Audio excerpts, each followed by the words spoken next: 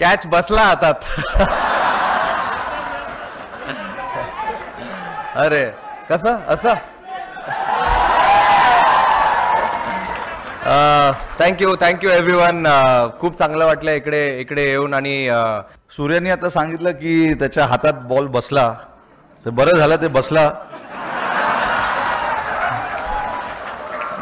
नाहीतर पुढे त्याला मी बसवलं असतं.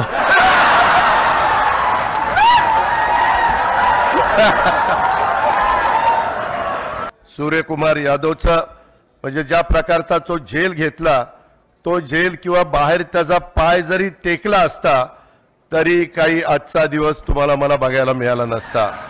त्याच्यावर सूर्यकुमार यादव तुझं खूप खूप अभिनंदन, खूप खूप कौतुक. संपूर्ण आपल्या भारतीयांचे डोळे तुझ्याकडे लागलेले होते आणि अप्रतिम झेल तो घेतला. रोहितनं सांगितलंच नसता घेतला तर तुला बघितलंच असतं, पण रोहितनं एकट्याने बघितलं नसतं, आम्ही सगळ्यांनीच बघितलं असतं. आमचे लोक फार वेडे आहेत, जिंकल्यानंतर एवढा उदो करतात आणि हारल्यानंतर दगड मारायला कमी नाही करत.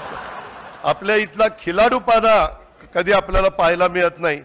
परंतु आज मला आवश्यक सुनील गावस्करजी असतील, दिलीप वेंगसरकरजी असतील, धोनी असेल, ह्या सौरव गांगुली असेल, ह्या सगळ्यांची, सचिन तेंडुलकरजी असतील, ह्या सगळ्यांची नावं घेतली पाहिजेत की त्यांनी खऱ्या अर्थाने तुमच्या माझ्या भारतामध्ये हे क्रिकेट प्रत्येकाच्या मनामध्ये बिंबवण्याचं काम, रुजवण्याचं काम आणि तो खेळ आपला सगळ्यांचा करण्याचं काम केलेलं आहे. खूप काही गोष्टी बोलण्यासारख्या आहेत. वानखेडेवर पण अशाच प्रकारची गर्दी झालेली होती. ज्यावेळेस 83 साली कपिल देवनी तो वर्ल्ड कप जिंकून आणलेला होता आणि त्यावेळेस सूर्यकुमारनी आत्ता जे काम केलं ते त्यावेळेस कपिल देवनी केलेलं होतं. त्याची पण आठवण आपण कधी विसरता कामा नये. जयस्वाल तर इतका नवखा आहे, अजून तो 22 वर्षाचाच आहे. ज्यावेळेस भाषण करायला तिथं पहिल्यांदा शिवम उठला, जयस्वाल म्हणला मला भाषण करायला नका सांगू, मला काही जमत नाही. म्हणलं फक्त नमस्कार आणि जय हिंद जय महाराष्ट्र असं करून ये. परंतु नवखा आहे, तो पण असाच तयार होईल. चांगले चांगले खेळाडू नाही. रोहित, तुम्ही आता इथनं पुढं ह्या 2020 खेळणार नाही, परंतु 2020 बघत असताना रोहितची आठवण आल्याशिवाय भारत कधी गप्प बसणार नाही.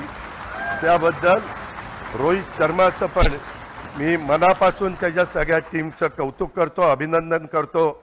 आणि त्याच्या मनात पुढच्या एकंदरीत वाटचालीमध्ये जे जे त्याचं स्वप्न असेल ते स्वप्न त्याचं आणि त्याच्या सगळ्या सहकारी मित्रांचं साकार करण्याच्या करता निश्चितपणे परमेश्वरांनी त्याला प्रेरणा देव, त्याच्या पद्धतीचे आशीर्वाद देव, अशा प्रकारची आपल्या सगळ्यांच्याकडनं विनंती करतो.